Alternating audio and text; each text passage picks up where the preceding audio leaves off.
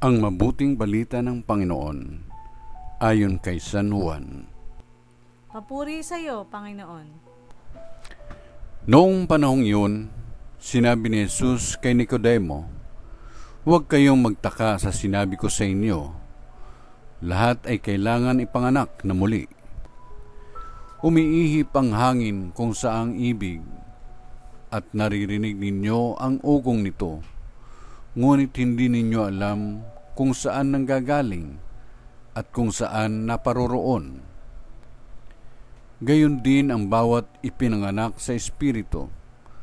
"Paano pong mangyayari ito?" tanong ni Nicodemo.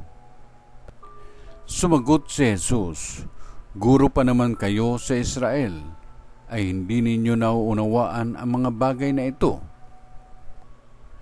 Tandaan ninyo, ang aming nalalaman ang sinasabi namin, at ang aming nasaksihan ang pinatutuhanan namin, ngunit hindi ninyo tinatanggap ang aming patutuo. Kung hindi ninyo pinaniniwalaan ang sinasabi ko tungkol sa mga bagay sa sanlibutan ito, paano ninyo paniniwalaan kung ang sabihin ko'y tungkol sa mga bagay sa langit? Walang umakyat sa langit kundi ang bumaba mula sa langit, ang Anak ng Tao. At kung paanong itinaas ni Moises ang ahas doon sa ilang, gayon din naman kailangang itaas ang Anak ng Tao, upang ang sinumang sumampalataya sa Kanya ay magkaroon ng buhay na walang hanggan."